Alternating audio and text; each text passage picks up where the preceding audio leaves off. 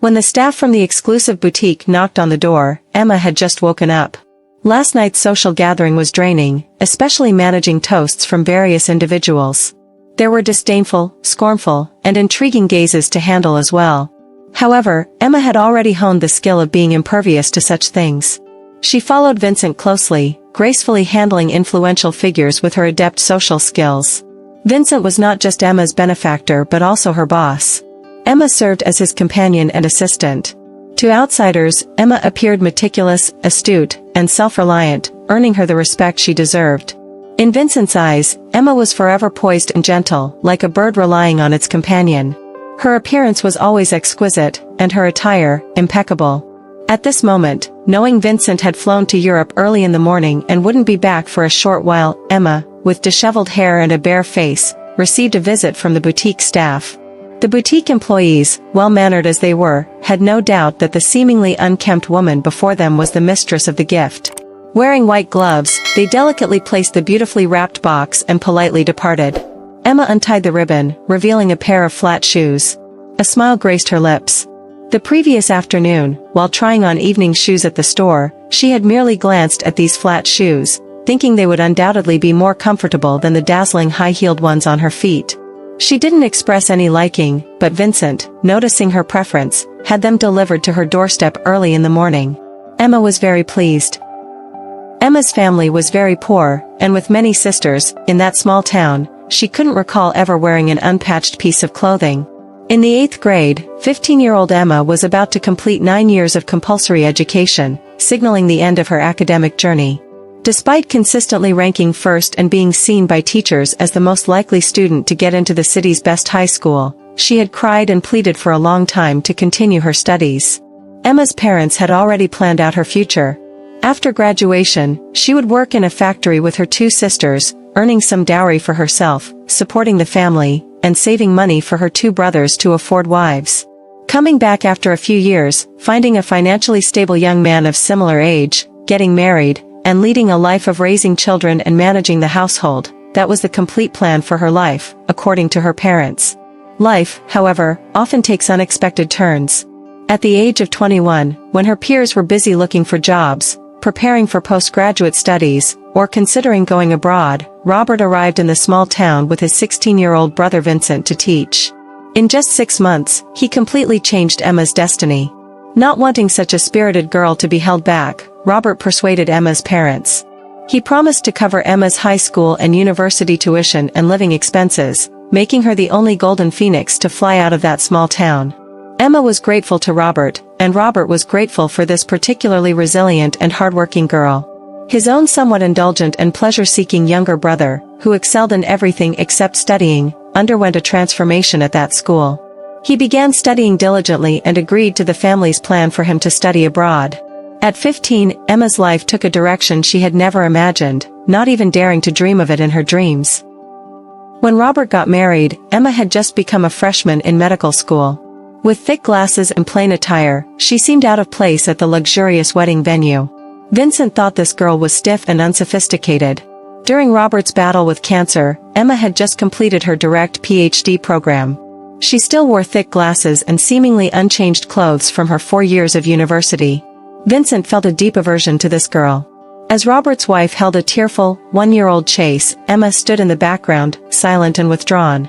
Her thick bangs and glasses obscured her small, expressionless face, making it hard to discern whether she was sad or numb. Despite a bone marrow transplant extending Robert's life by only 3 years, when he left, his wife cried heartbreakingly. Emma, holding Chase's hand, stood there woodenly. Vincent felt an urge to slap her, questioning whether she had a heart. His elder brother had treated her like a sister, yet she shed not a single tear. After the funeral, Vincent stayed in the country, taking over his brother's responsibilities and helping manage the family business. He saw Emma again a year later. Vincent's reputation had become widely known, a decisive figure in business, skillful in both the boardroom and the social scene. His love life and the mergers he handled were equally remarkable. A partner? Yes, a partner. Vincent didn't want to call her a girlfriend because the time was too short. The only role he acknowledged was a partner. Vincent's requirements for an assistant were even higher than for a partner. He had dismissed 4 assistants in 3 months. Vincent's strictness and capriciousness were widely known. People discussed Vincent's girlfriends and assistants, wondering which changed more frequently. The HR department carefully selected 3 candidates from the latest recruitment, personally interviewed by Vincent. If the third one was scolded away, it would be his own choice. No blame on the HR department for hiring someone with the company's money just to be scolded away by Vincent. In the first 3 minutes, Vincent passed on the first 2 candidates. When the third one walked in, he looked at the person in front of him and confirmed repeatedly with the name on the form, thinking it was just a coincidence. Vincent spun the pen in his hand repeatedly and asked, "Emma? Is it really you?" This girl had changed too much. The tightly pulled ponytail was let down, the heavy bangs were combed up, the black-framed glasses were taken off, revealing delicate features, appropriate professional attire, and elegant high heels. Vincent never imagined that the 15-year-old village girl, the naive and obedient silly girl who dared not speak, and the present office lady speaking softly before him were the same person. But Vincent wasn't just someone who appreciated beauty. "Emma, are you kidding me? You have a PhD in medicine, and I'm hiring an assistant, not a family doctor." When Emma spoke, Vincent realized she had her elder brother's decisiveness, a 1-month probation period. "If I'm not qualified after a month, feel free to fire me." Vincent knew Emma was familiar with the company. She had been interning during winter and summer breaks since her freshman year, experiencing almost every position over 7 years. Robert often took her along, personally mentoring her. However, Vincent truly didn't know that the meticulously dressed Emma was also a great beauty, and her every move and glance vaguely resembled. Vincent agreed. A month later, not only was Emma not fired, but she also smoothly became a regular employee. The 7 years of experience were not in vain. Emma's in-depth understanding of the group's operations and the intricate connections between business, circulation, and production among various sectors and subsidiaries made her indispensable to Vincent. Gradually, everyone in the industry knew that the Shin Group had a capable and shrewd special assistant. This special assistant not only lived up to expectations but also climbed onto Vincent's bed. As both an assistant and a partner, Emma carried these dual identities on her back for 7 years. As the end of the year approached, Emma was about to turn 33. In these 7 years at Shin Group, she disregarded various gazes from the industry, some full of regret, some curious, and some admiring. Emma wholeheartedly assisted Vincent, managing everything for him in public and private. In business, she accompanied him everywhere, providing advice and strategies for the group. In life, she attended to him meticulously. In any setting, people got used to seeing them together. Wherever Vincent went, Emma was sure to be within 2 steps. Emma had her selfish motives, making Vincent unable to do without her, ensuring her talents remained by his side for a long time. Vincent had not returned from Europe yet when the items sent home arrived. As a dedicated assistant, Emma promptly delivered them to Vincent's home. Upon entering, she realized there were guests. Mrs. Grace waved at Emma. "Emma, your timing is perfect. No outsiders here. Mrs. Riley is my best friend, and this is her daughter, Zoey, who just returned from abroad." Mrs. Riley, from Changming Group. Emma immediately connected the dots. So, the person in front of her was the golden daughter of the Sun family, Zoey. Hearing this name, Emma felt her blood turn icy. No one had told her, but Emma was well aware. When Vincent studied abroad, he met Zoey, 6 years younger than him. He was captivated at first sight and took care of her ever since. Zoey, raised abroad, valued freedom and considered Vincent with gratitude rather than love. After Robert's death, Vincent hurried back to inherit the family business but never forgot Zoey. He often visited her during business trips, and no one was allowed to accompany him. Emma had been by Vincent's side for so many years, and though others didn't know the reason, Emma knew it well. Zoey's face bore some resemblance to hers, but their demeanor and style were entirely different.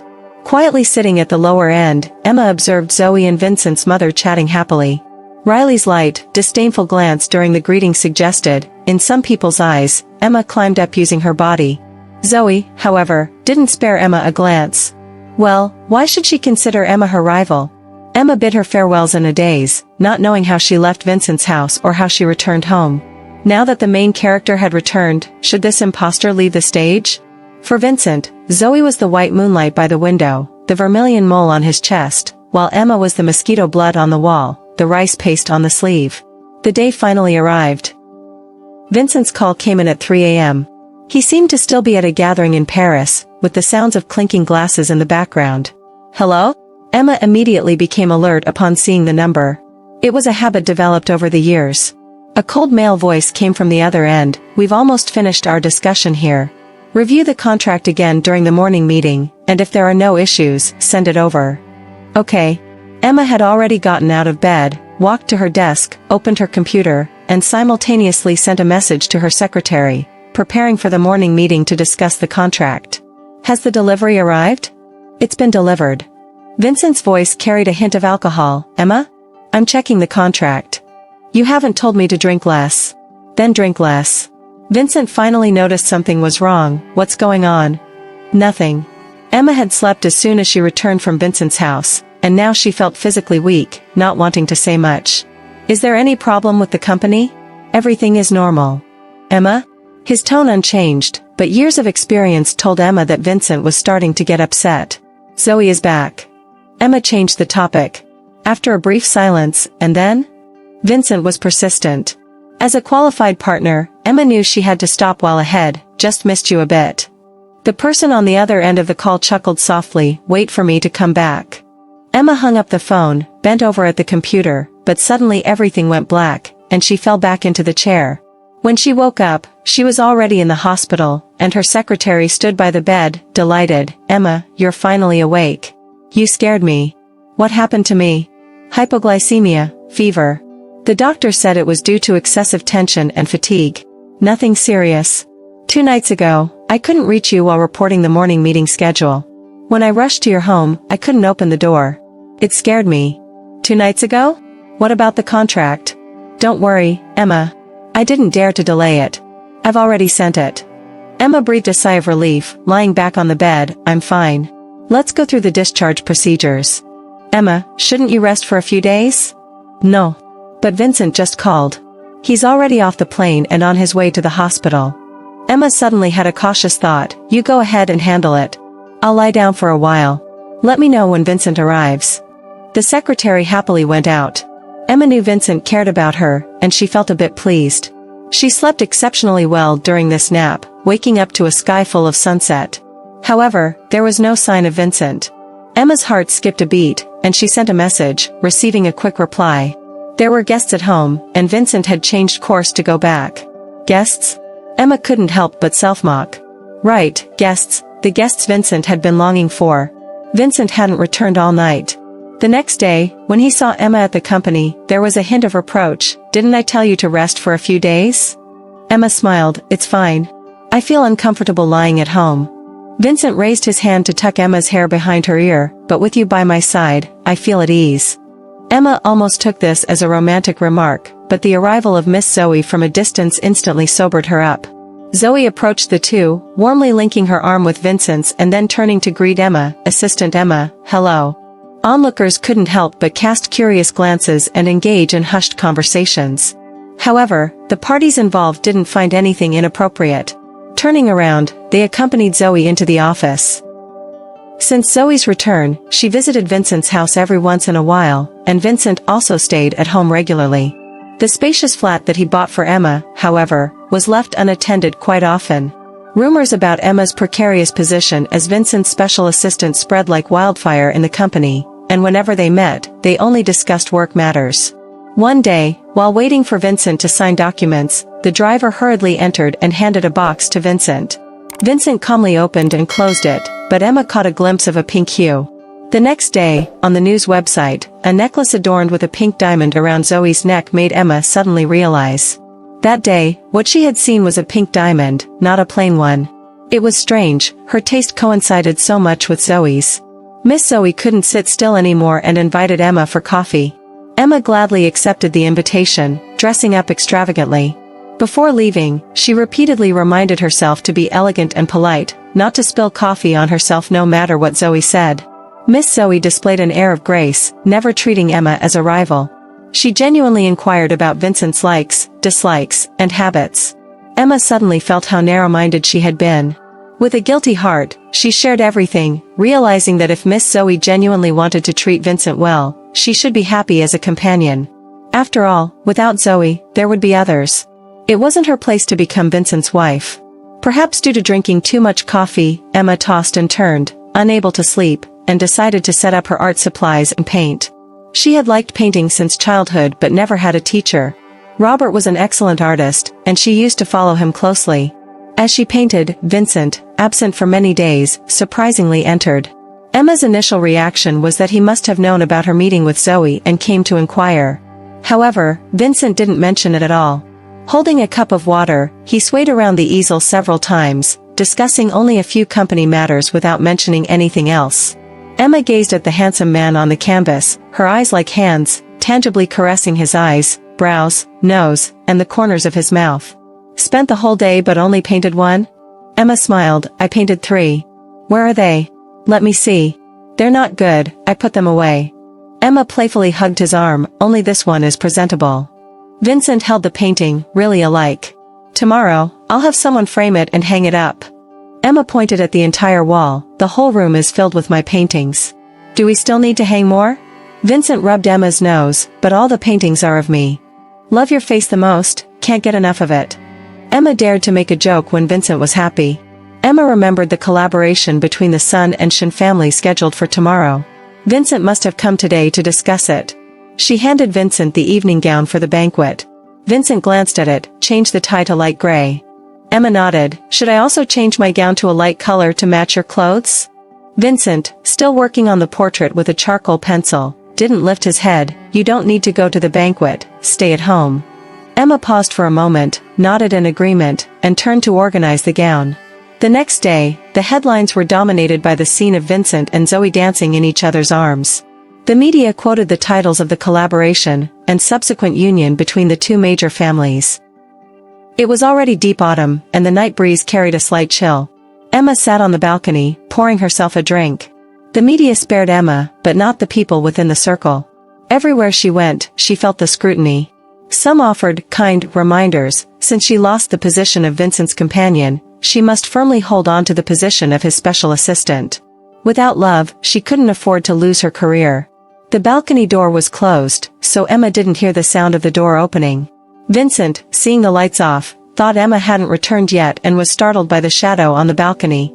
Curled up on a blanket, Emma had already fallen asleep, her hands and feet ice-cold, unaware of how long she had been lying there. Vincent, both angry and concerned, carried her towards the bedroom. As he moved her, she woke up. Looking at the enlarged face in front of her, Emma said, "You actually came back? I finished discussing and signing the contract for the collaboration with Zoey's family. If I don't come back, where would I go?" Feeling like she was dreaming, Emma nestled in Vincent's arms and said, "You don't need to come personally. I'll pack your things and send them to your home tomorrow." Vincent was somewhat puzzled. How much had she drunk? The person in his arms murmured again. Vincent carefully lowered his head to hear clearly, "I'm just a stand-in." Vincent angrily tossed the person onto the bed. The soft mattress bounced, waking Emma up in a daze. She sat up, seeing Vincent standing in front of her with his hands on his hips, looking a bit exasperated. "Whose stand-in are you?" Emma hadn't fully woken up yet and honestly replied, "Zoey's." Vincent suddenly deflated, turned around, and covered Emma with a blanket. He thought Emma didn't know. After all, Emma had followed her elder brother for several years, and such matters shouldn't be concealed from her. Vincent sat down, wrapping Emma in the blanket. Girls are really strange. Back then, I liked Zoey, but she didn't pay much attention to me. When I no longer liked her, she came back to find me. Emma, when will you be as affectionate to me? Not just being good to me, but genuinely liking me. Tonight's situation changed too quickly for Emma to fully accept. Was Vincent saying he liked her? Earlier, I found a pink diamond, but the color wasn't that good, and it happened to be something Zoey liked. So, I gave it to her. I found a better one. Happy birthday. Do you like it? Vincent took out a box, opened it, and even without lights, the radiance of the diamond necklace made it exceptionally bright. Emma, momentarily teary-eyed, said, "Vincent, thank you." Vincent went on a business trip, and Emma didn't accompany him. Vincent called from home, saying it was the weekend tomorrow and invited Emma for lunch. Returning from Vincent's house, it was already dark. Winter days were always short. Emma took off her coat and sighed, lying on the bed. Vincent returned on the third day. Emma had just finished a sketch. Gathering courage, she asked, "I want to visit my hometown and see my parents. Can you accompany me?" Emma's parents lived in a large house built with Emma's money. Seeing their third daughter suddenly bringing an esteemed guest, they were excited and somewhat at a loss. Due to their capable daughter, they were now the wealthiest family in the entire village. Emma's 2 younger brothers were married with children, marrying the best-looking girls from miles around. Emma's elder sister used to suffer in her in-laws' home, enduring her husband's beatings frequently. However, after Emma provided the capital for her elder sister's husband to open a small supermarket, she now held her head high in her in-laws' home. The younger sister of Emma's elder sister graduated from university with Emma's help and got a job in a large state-owned enterprise in the city. Now, she had married a government official, and the whole family was grateful to Emma. In their home, the second sister was also someone whose word was law. Emma's family treated Vincent as an honored guest. Her father thought of him as a prospective son-in-law but didn't dare to put on the airs of a father-in-law. He just lowered his head, accompanying them with a simple smile, offering cigarettes and refilling tea. Vincent leaned back in the chair, innocently watching the family bustling around. Knowing he was uncomfortable and not used to this, Emma prepared to leave after the meal. Before leaving, she held Vincent's hand, calming her parents' hearts. "We will get married next spring." Emma's parents were instantly moved to tears, feeling that their third daughter had not waited in vain for these past 10+ years. It was like seeing the sun through the clouds, and the moon shining through the clouds. Emma's mother, overcome with excitement, grabbed Vincent's sleeve. "Son-in-law, you are indeed a sentimental and righteous person. Our third daughter has waited patiently for 18 years. Emma timely stopped her mother, hugged her, and told her to do less work and take care of herself, promising to come back to see them when she had time. On the return flight, Emma leaned on Vincent's shoulder. "I lied to my parents about the marriage. Just to ease their minds. Don't take it seriously." Vincent smiled but didn't say anything. Getting off the plane and barely reaching the exit, they saw Zoey standing there, smiling and nodding at them. What a young, beautiful, noble, and dignified girl. Emma felt she shouldn't be stingy with compliments. Such a girl was indeed qualified to be Vincent's wife. Perhaps there was still a tiny bit of unrealistic hope in her heart. Now, it seemed she really should exit the stage gracefully. Cinderella was Cinderella. When the clock struck midnight, she should drive away in her pumpkin carriage. But, be careful not to drop the glass slipper accidentally, causing the prince to worry. Emma was always straightforward and decisive, without dragging things out, and never left lingering consequences. Emma knew the outcome from the first day she followed Vincent. He wouldn't marry her. It was okay, she didn't expect him to marry her anyway. The 7 years she spent by his side were all carefully calculated by Emma. She knew she couldn't be Vincent's wife in this lifetime. So, Emma's ultimate goal was to stay by Vincent's side for as long as possible, a bit longer, one more day, and then another day. After returning from her hometown, Emma began selling her stocks and liquidating her real estate. She knew that once she left Vincent, she couldn't stay in the city. Fortunately, she had accumulated enough wealth over the years, and Vincent was generous with her, never sparing any expense on gifts. She packed away her jewelry, sold all the luxury items she could, and decided not to indulge in the extravagant lifestyle anymore. She didn't feel attached to these things, there was no need to put on a facade. Emma didn't find it hard to let them go. Having drafted her resignation letter, Emma handed it to the secretary's office for processing and then went home to pack her things. As Vincent returned home as usual, he teased her upon entering. "Don't want to show your face? Thinking of resigning early to become a full-time wife?" Looking up, Emma was neatly dressed, wrapped tightly, with 2 suitcases beside her, and 2 boxes that usually contained her paintings on the table. Vincent raised an eyebrow, not understanding. "Vincent, let's break up." Vincent stared at Emma as if she were insane. "Just got back after seeing your parents, what are you doing?" "I'm not doing anything. I mean it." Vincent stood still, looking at Emma seriously, but with a dark and unclear expression in his eyes. Normally, in such situations, Vincent's attitude would be met with Emma's tactful submission, accompanied by a sincere apology to regain his favor. But after today, he was no longer her benefactor and boss. So, she stubbornly raised her head, saying nothing. Surprisingly, it was Vincent who gave in first. Taking a step forward, he carefully chose his words. "Emma, I like you." Emma calmly took a step back, creating distance between them. "Vincent, every female around you likes you, except me. So, you find it novel to be rejected by me. That's all." This sentence turned all of Vincent's accumulated patience into nothing. "Emma, are you speaking human language? I've always been Zoey's substitute. Now that you don't even like the original, would you like a substitute?" It's not like that anymore. Vincent looked at Emma. You are yourself, not anyone's substitute. Emma almost felt touched. Do you want to marry me? Vincent looked at the portrait on the wall as if making a difficult decision. You know it's impossible, right? Emma smiled with a hint of bitterness, making Vincent's heart ache. Emma, marriage is not something I can decide, but I can compensate you. Even though she knew the outcome, hearing the answer directly from Vincent made Emma completely give up. What do you mean? Emma, haven't we been good all these years? Yes, very good. In these past few years, I fought for this against all odds. Every day, I reminded myself not to be greedy, to position myself correctly and play the right role. I reminded myself to be obedient, gentle, and compliant so as not to be despised by you. But I also knew that, like the women around you before, whether it's 7 months or 7 years by your side, it's just a matter of time. In the end, you will dismiss me just like you did to them one day. Vincent. My current value is not something you can dismiss with just one check. Emma took a step forward, almost sticking her face to Vincent's. You need to write several more. Who the hell wants to dismiss you with a check?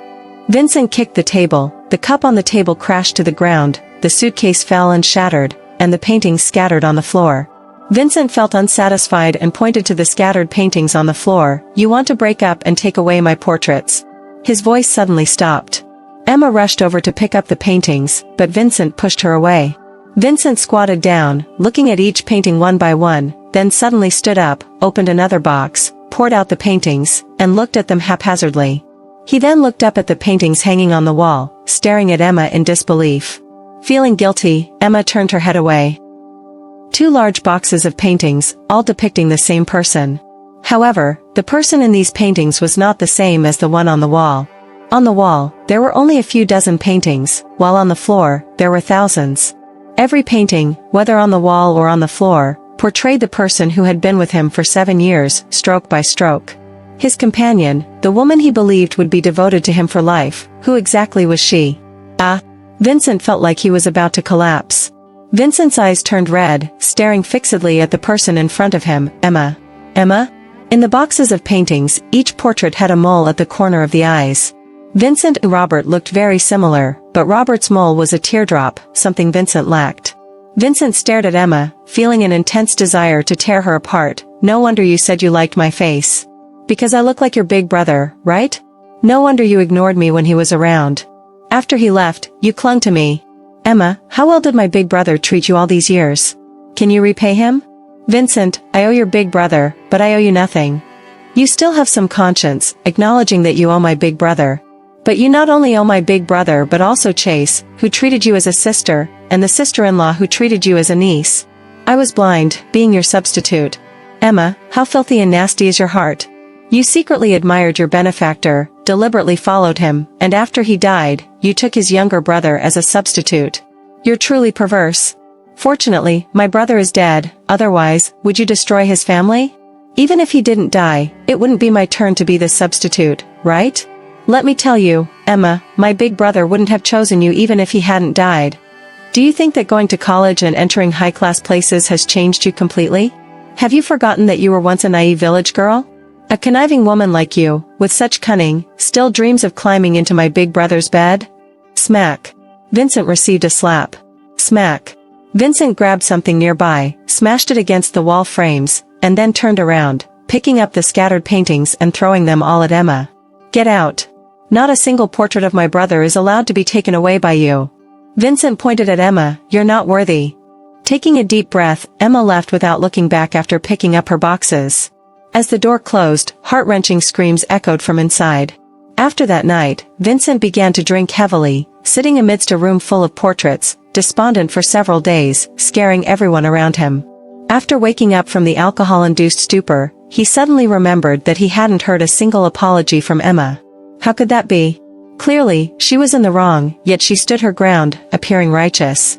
She needed to apologize, admit that, like him back then, although she had been a bit of a scoundrel, she had understood her own heart, and she had stopped treating him as a substitute long ago. Vincent thought, feeling this was the most urgent matter, the most significant thing. After Emma left home, there was no news from her. Her phone was off, and all contact information through WeChat and email was deactivated. But Vincent knew she hadn't left yet.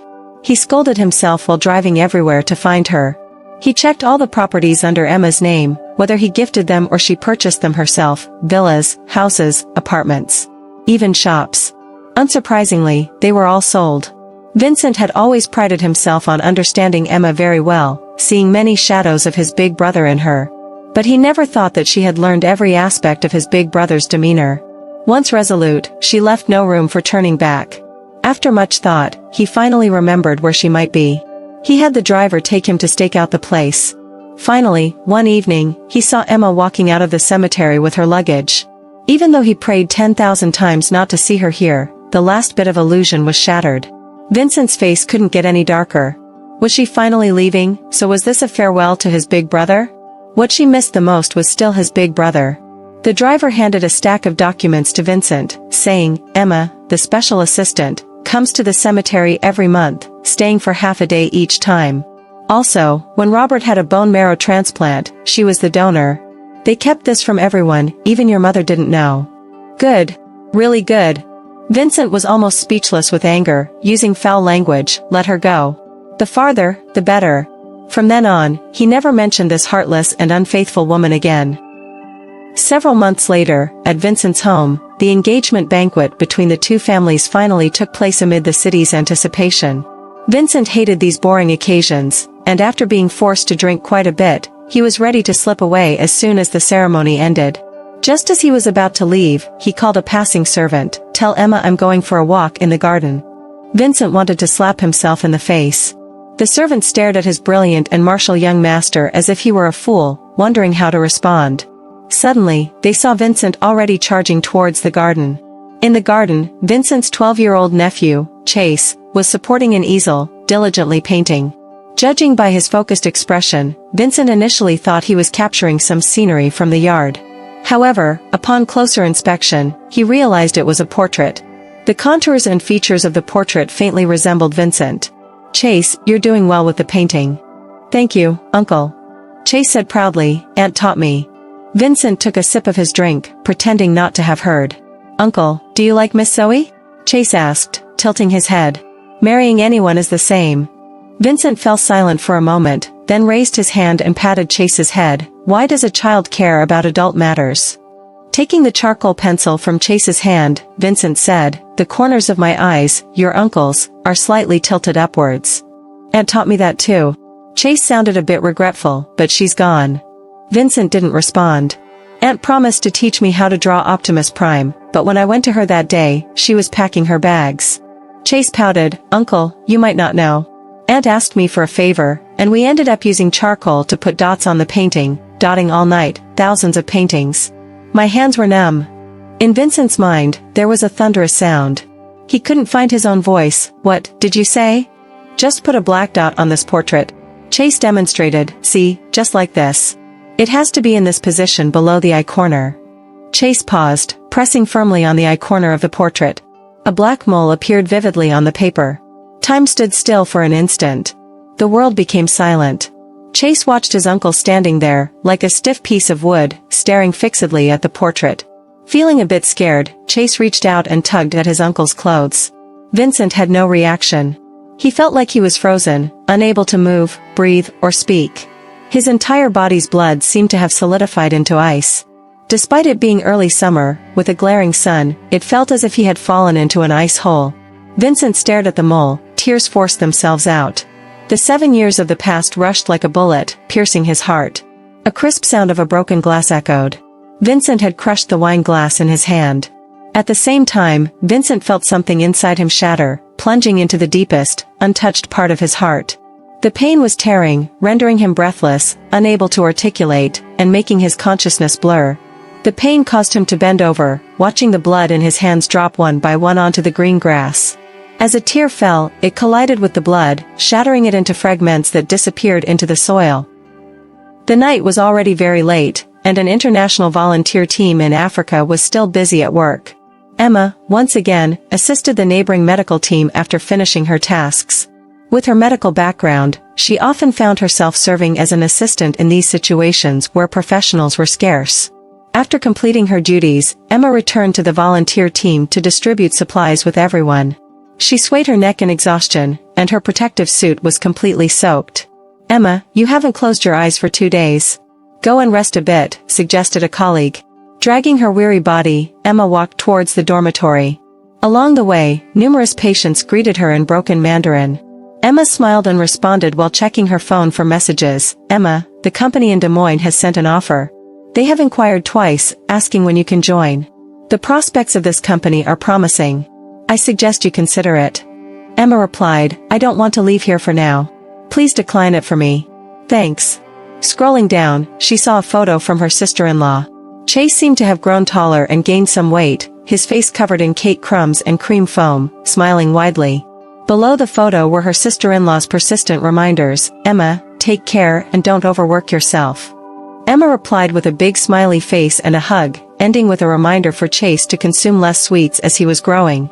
After a moment of contemplation, she opened another picture. Chase's background seemed lively, as if he were attending a party. Emma slowly zoomed in, and amidst the blurry figures, she instantly recognized the upright and tall figure. Zooming in further, his face remained unclear. But Emma could imagine that, even the person who detested mingling and clinking glasses, would find the engagement banquet tiresome, even if it was his own. He would surely sneak away. After dealing with all the troublesome guests and preparing to go home, she would find him in the garden, that much was certain. On the weekend after her birthday, she was invited to Vincent's house for lunch. Vincent's mother held her hand and said, Emma, if Robert were still here, I wouldn't force him, but Chase is still young. You've helped him a lot these years, I know. If it weren't for you, he might have turned out differently. Parental love for a child involves profound considerations. Emma could empathize with Vincent's mother. On the day she returned from Vincent's house, Emma cried the whole night. When tears ran dry, she started to draw incessantly. With every stroke, Vincent's features gradually emerged on her canvas. Finally, with each detail captured, she made up her mind. 18 years ago, when Emma first saw the brothers Vincent and Robert, it was love at first sight. What captivated her wasn't the refined and elegant Robert but the carefree and unrestrained Vincent. From that moment on, she only painted one person. 18 years ago, after completing her 9 years of compulsory education, she thought her fate would follow the inevitable path, farming, working, saving money, getting married, having children, day after day, year after year. If she were lucky, she might marry into a modest and honest family. If unlucky, her husband might be like her older sister's husband, resorting to violence. Big Brother changed everything, giving her the opportunity to escape and confidently shape her own destiny, avoiding entrusting her fate to others. This time, without Big Brother, but with the skills he taught her, she had enough ability to free herself from the inevitable outcome. Even if she couldn't marry him, she had the capability to protect herself and gracefully exit. Big Brother was the person who understood her the most and treated her the best in this world. In the beginning, Robert could see Emma's thoughts and warned her, "Girl, my marriage with little brother can't be decided by ourselves. Maybe the person we like is the same as the one chosen by the family, and everyone is happy. Or perhaps the person we like is slightly different from what the family wants. I might still have a chance, but if the person we like is completely different from what the family desires, then there's no way. Girl, I'm actually lucky. I met your sister-in-law, who is not only my college classmate but also the heiress of the Lee family. Girl, if you like him, don't expect results. If you want results, then don't like him, he is not meant for you." Initially, Emma followed Big Brother's advice, being proper and hiding everything. She treated Vincent as an addiction, trying to quit. Therefore, there was no trace of her in Vincent's eyes. She hoped that with each passing day, she could slowly erase the last bit of fantasy, even if those feelings clung to her like maggots, like a shadow, persistently resisting eradication. Until Robert's death suddenly overturned all her previous efforts, she made up her mind and went all in. Life is short. Emma dared not imagine how regrettable it would be to not be with the person she liked in such a short life, even for a day or a second. Girl, one day you may break up and become strangers, or you may hate him for abandoning you for a lifetime. In that case, you won't even remain friends. I'm afraid you will regret it. Regret? No regrets.